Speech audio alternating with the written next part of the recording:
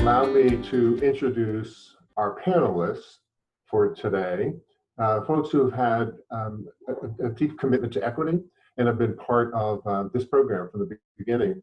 I see on the screen Dawn Williams. I got to tell you a quick story about Dawn. I was texting with her this morning, and she's saying, "Oh, I'm not sure. I don't know what to do," because she has a son at home who's doing some online learning, and she wanted to make sure she didn't interfere with her learning. But Dawn, that so much captures who you are, making sure that our little kids, not just your students, are learning to the highest possible level. Dawn, thank you for your leadership. She is Dean of the School of Education at Howard. I see Dan Dominich. Thank you, Dan. It was your vision 6 years ago to help create this program. And as often happens in working with you as a partner, you give great voice to core issues in America. And over the past couple of months, you have been an active voice for all superintendents, for teachers, administrators, and especially children as we've gone through this pandemic. So Dan, thank you for your constancy and for your vision and moving us ahead. And Pedro, are you here? I'm looking for Pedro's picture. There you are, Pedro. Congratulations, Pedro, the new dean at Rossier School at USC. We are so happy. You know, Pedro, you are our first speaker at our very first cohort meeting 5 years ago. We still play the video where you talk about the 10 points of leadership. And so I hope you feel this is a little bit of a homecoming for you, Pedro. So let's get right into some of the questions that have been sent to me and that I hope we could deal with today. And Dan, I want to start with you because it was your vision, your dream, when we first sat down in a lobby at a hotel. I think it was in San Diego with Darlene Berglis, Maria Ott, Joe Hairston, and I. You pulled us together and said, we need to do this. We need to pull this program together. So the urgency, the sense of this urban education having an urgency, maybe more now than ever. Could you talk about that sense of urgency that you feel across America? Sure, more be happy to do that. And it's so wonderful, by the way, to see this program, the way that it has grown and the numbers of participants that we have and the difference that it's been making over the last couple of years. And then we very much appreciate our partnership with Howard and USC and look forward to this coming year, in spite of the fact that, as we know, it's going to be a very different type of year. But what motivated me to talk about creating this program was the fact that, as you know, many of you know, we at AASA do a survey of the superintendency about every 5 years, a larger one every 10 years. And what I consistently have seen, and I was a superintendent for 27 years, and what we've consistently seen over all of those years, in spite of demographic changes in America, is that the percentage of superintendents of color in America still is no greater than 4%. In spite of the fact that we know that 54% of our student population are now minority students. So I felt that it was important for AASA to take on the task of working to promote, to develop the skills in individuals that are willing to take on the challenge of running an urban school system. And I think that we have been very successful in doing that, but still, I continue to see a little growth, if any growth, in terms of the percentage of superintendents of color in America.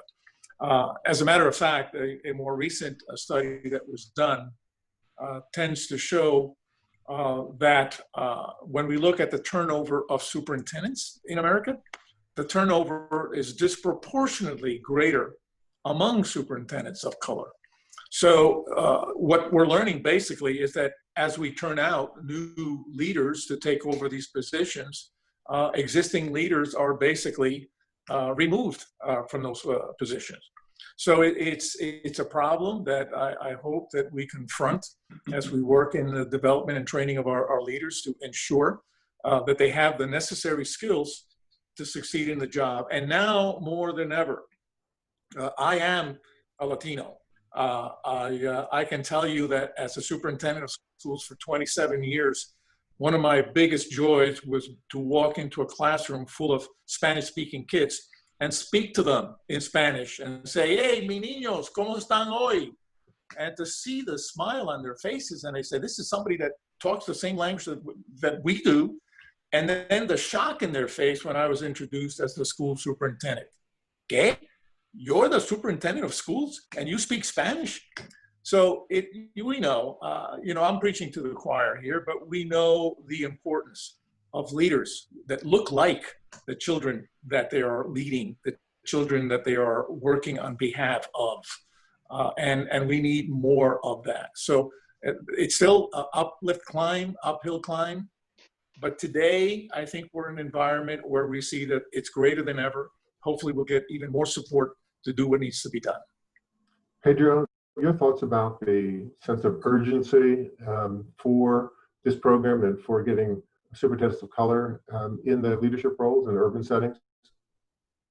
Yeah, I do. Thank you, Mort, and great to see you all today, and to see so many familiar faces out there and friends from so many years. And I'm smiling as I look at Dan's beard. I like it, Dan. Looking good. So yeah, there is a sense of urgency, and as a new dean at USC, which is different from a superintendent's role, but still a significant leadership role. I understand the importance. We're in the midst of so much uncertainty. The pandemic, the economic crisis, the politics of the moment. We're in the middle of a national election. We have no idea if it'll be stolen or what's going to happen with it, if our votes will count, and then a racial justice movement. And so having leaders who are able to rise to the moment and provide a sense of assurance to the public that we can get through this. Our kids are feeling so much uncertainty for good reason. So are our teachers and staff who are being asked to go back into classrooms in some places. And even when they're not, doing remote learning, as we know, is not easy. It's hard, especially if you have children of your own at home. And delivering meaningful instruction is I think, is a challenge, but something we've got to rise to.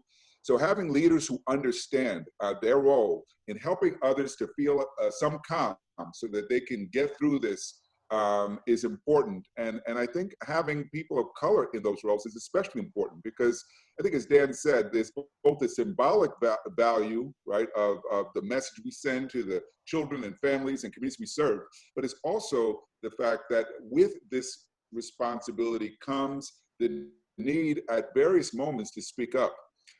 And that is, I think, the part where our training often comes short because having the judgment and the discretion to know what to say at a critical moment that will be both assuring, but at the same time affirm values that people need to be in touch with, values related to integrity and honesty.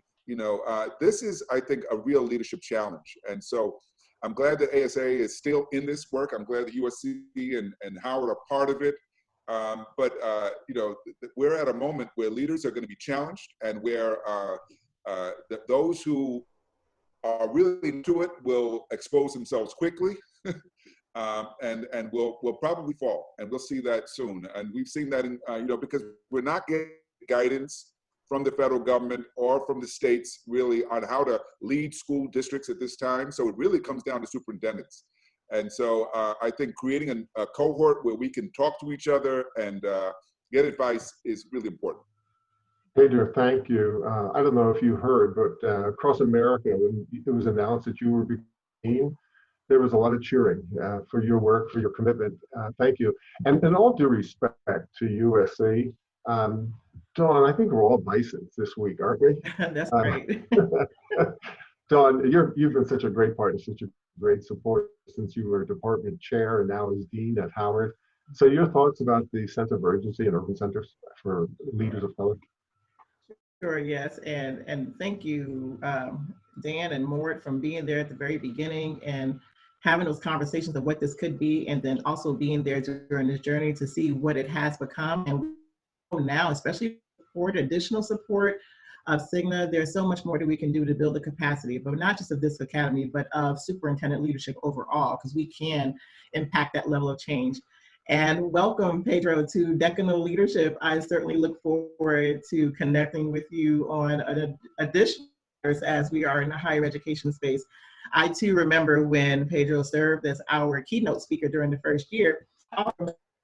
When you came to, I don't know which year it was, but it was a Charles Thompson lecture, and you were our orator. And I remember specifically talking about crisis, and this notion of crisis and urgency, I think, connects to each other. You talked about, are we really in a crisis? Because this, what happens during a crisis is that we throw resources to fix it. And you gave examples of war, et cetera. So as we talk about urgency and we relate that to crisis, we are starting to see some resources being thrown in our direction to help make sure that children have a very, as much as possible, affirming and effective educational system that we're in at this time point. The School of Education at Howard has long been of equity and justice. And I don't think that we realized, even when we began this partnership, that AASA and Howard were founded the same year. It wasn't until we celebrated our sesquicentennial that we realized 1867 was the founding of both organizations. And we know what was happening during 1867. But specifically, what I want to also emphasize is that Howard University started off as a comprehensive university, but the first set of graduates were teachers. And so having that particular emphasis on education is a part of our work, and it really is our life's work. So when we talk the sense of urgency, this academy has the potential to demystify what the position of the superintendency is. Too many times when we hear about the superintendency, it's usually something negative has happened. It's something reported in the media, but we know that it is so much more, because it's not just about leading a system, it's really about leading people. And that's what we want to help to demystify as we offer this academy. And we people who are part of this academy that are unapologetically wanting to serve and be within urban environments and help progress those communities forward. So I will leave off with one of my favorite quotes that I put in almost everything that I write.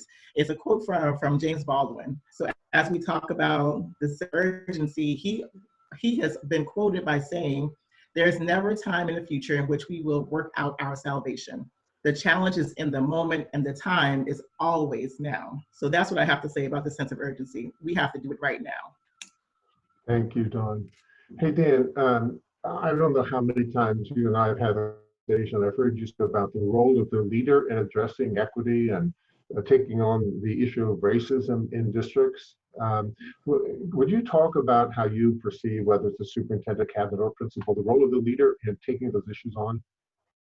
Absolutely, and I think Pedro hit it right on the head when he was talking about the fact that these are times when leaders are going to find themselves in a precarious situation, and some of them will make it and some of them will not. That's why training is so important.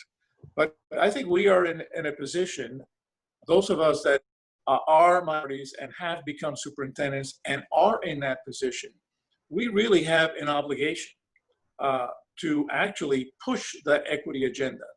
We can't sit back and expect that others will do it for us, because if we don't do it for our own, who will? So it's a critical piece. From a political perspective, it's a fine line to walk. Yes, you're the superintendent of schools of all the children in the community, for sure. But you have a better understanding of the equity issue than others do. And so it's about taking action. It's not about talking.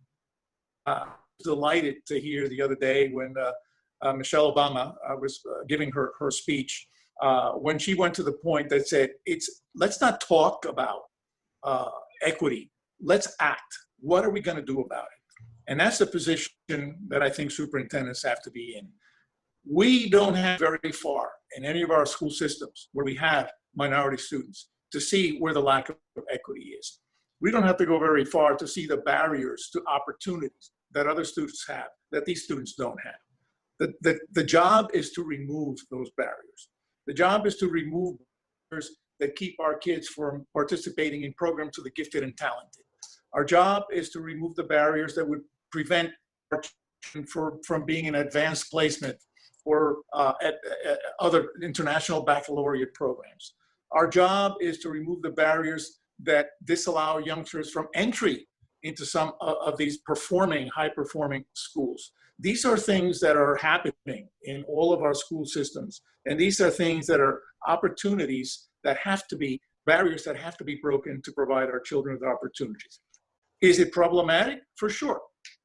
Are you going to find yourself with your head in the block? Possibly. But that's where I think the training comes in as we try to develop among leaders the skills that they need to have to navigate those waters, to build the support in advance, not to be the person that goes out on a limb and has that limb cut out behind them, but to be the person that develops within the community the support and the base that will then allow them to do these kinds of things.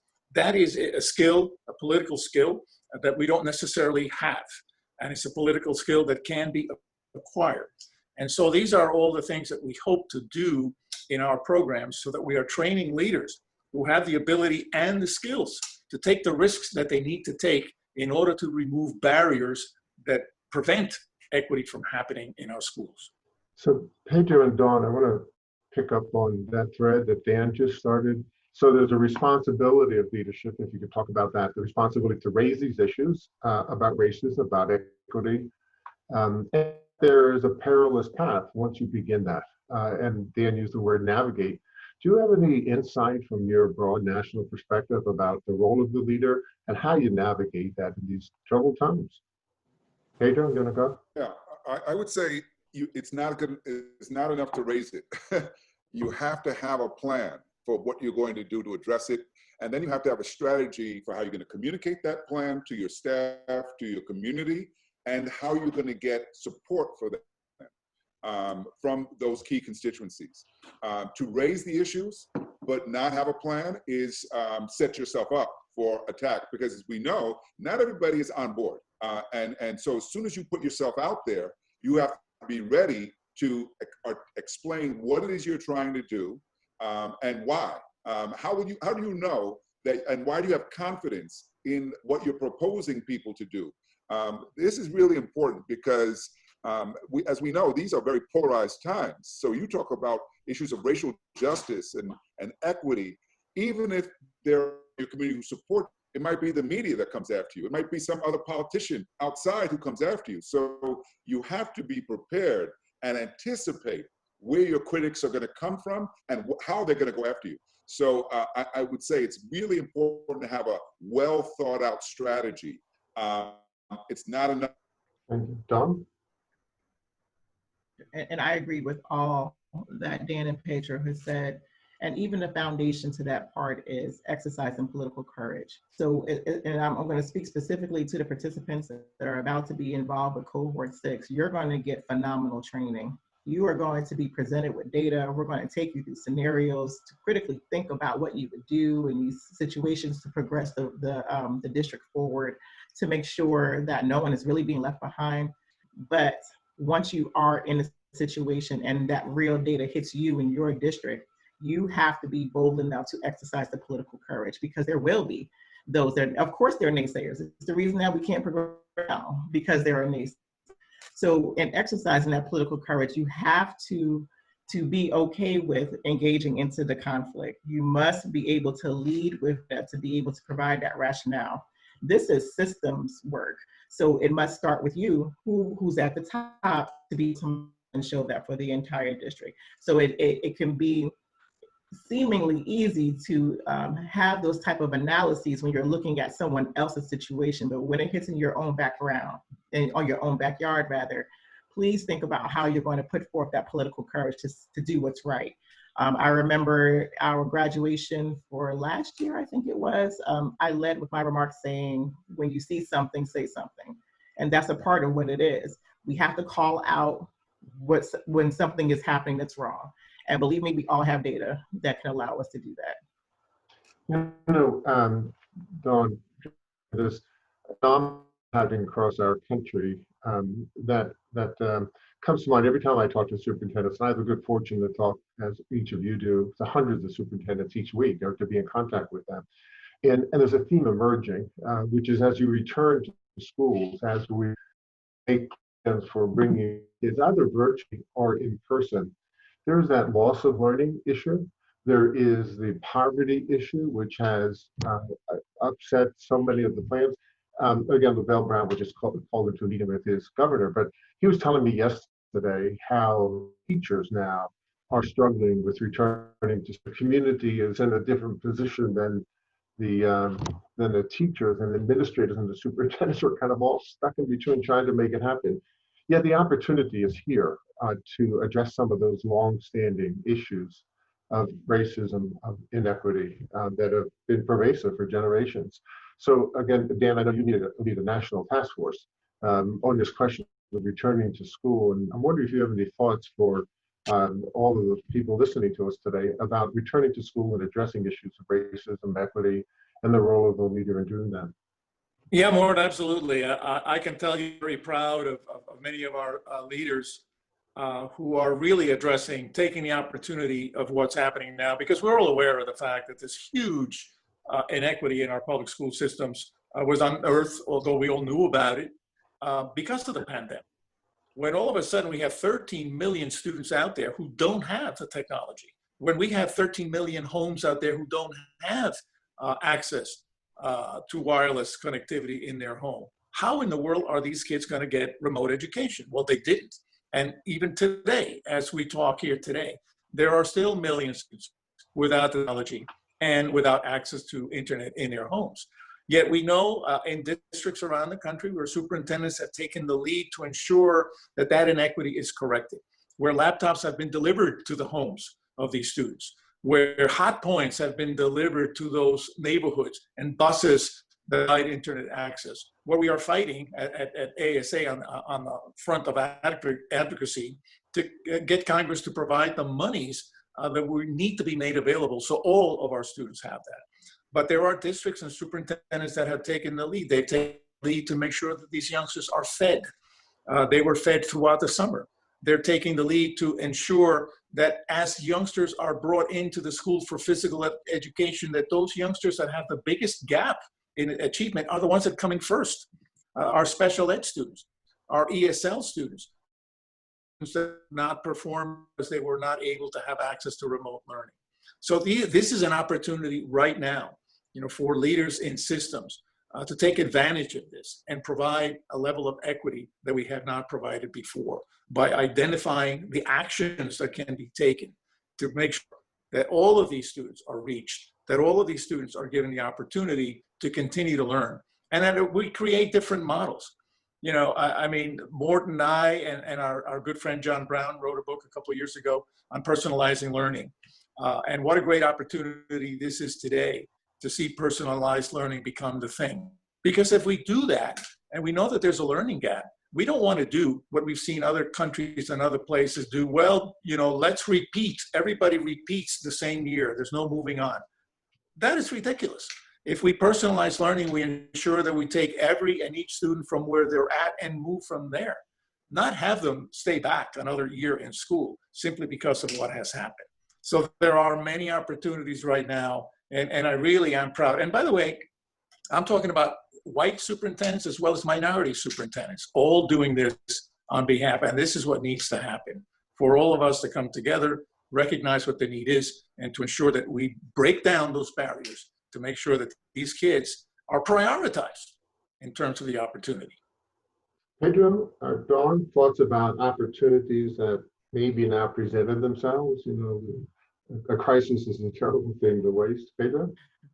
Well, I just finished reading the New York Times has a briefing now on schools that they put out every day, and it's really interesting because they're comparing different countries and how they've approached it, and which countries seem to do it well. And Kenya surprisingly done it very well, and they've addressed this issue of learning loss by saying everybody's going to repeat the year because they see it as an equity issue. They know that the wealthy were able to secure learning opportunities for their kids, but that wasn't available to everyone else. So, that may not be feasible in our districts, but I think it is important to kind of look at the big picture of how different places are handling this, because I know that the fears about, especially to our staff, especially to those with vulnerable immune systems are great. But with respect to the racial justice issue that Dan was just speaking to, You know, I was thinking, what would have happened had school been open when George Floyd was murdered? And so many children across the country seen the murder on social media because it was out there, and millions of people across the world saw it. They saw the officer, hold him down on his neck for 8 minutes and 46 seconds. They would have come back to school wanting to talk about it. And many of our educators wouldn't have been prepared to address that, what had happened. Well, we've had several months now, and we've seen the reaction across the country. And I'm wondering, what have districts done to prepare their staff for conversations about racial justice? The kind we witnessed with respect to police brutality, but even broader issues. State of Michigan just announced, I think it was yesterday, that they're gonna finally compensate Flint for the damage caused by in the water to children. I don't know, how you calculate the effects that will have on the children and their development, because we know lead affects the development of a child's brain. But we're living at a point in our history where we see around past injustices that are not that much in the past. Schools have to be ready, educators have to be ready to talk about these intelligent children. And that's a leadership challenge as well, because if superintendents don't model how to do this, teachers will be left on their own, and some teachers would prefer to just shut it down rather than to allow for a controversial conversation that they're not to. I hope the superintendents out there are listening. There are some great resources out there available to you. Facing History, I would highly recommend, has a number of good sources. Edutopia, if you just like to watch videos, has some great ones too. So make sure you're informed so that you in turn can inform and educate your staff about how to rise to the challenge of the moment. Dawn? Yes, I'd like to pick up on that last point there, where after the murder of George Floyd, there were so many emotions and traumatizing emotions, because that visual wasn't new to many of us. I remember I crafted an email to our university community during that time, because I remember addressing that there was almost a bit of a grateful sense that schools were not in session, because I was worried about how students were definitely going to come to school talking about it. And I didn't know and have a whole lot of confidence at that time of how that conversation would go. And specifically how that conversation would go with Black children without dehumanizing them having a conversation. The School of Education, we decided to adopt a call to action, and AASA was a major part of that. And we were very purposeful with starting our first webinar series that we were going to host for educational leaders, for counselor psychologists, and for teachers. But we were very specific about that, with starting with educational leaders, because we know it must start with you all. You all have to create the anti-racist environment to allow for the teachers to feel safe to have those kind of conversations. And now that we've had this time over the summer has afforded a whole host of professional opportunities. I'd like to plug one as well, called Teaching for Change. It's a great educational tool for educators to look at to help them through those kind of conversations, lesson plans, and a whole host of resources. But in that, helping to create the anti-racist environment would allow the safety for the teachers even to want to learn more about how to do that within the classroom setting. I will say, however, related to the COVID situation, I have been impressed with how quickly educational leaders have gotten resources together to serve their districts, to make sure that all students are served to the best of our capacity. And when doing that, we know that it takes a village. I just had a talk with a webinar, and I'm getting my webinars all mixed up because I know you all, just like me, are probably on the weekly, but to the larger community. And this was the faith community. And I challenged them to work with local schools to, if you have resources, please figure out how you can pool those resources to help. So it takes a village. to assess your community partners. I have seen very innovative techniques, the hotspot on the buses, where our public libraries are also being used within communities to work alongside the school districts. So you really need to assess your community partners, which speaks, of course, to making sure that you already have good working relationships with them. This is something that is impacting us all, but we know through the educational system, it is likely the most visible. Dawn, Pedro, Dan, we only have a minute or two left, and I want to end on a positive note. So I'm wondering, Dawn, if we could start with you, like words of encouragement for all of our listeners today. There are superintendents, there are district teams, there are some teachers. So words of encouragement, optimism about where we are and going forward.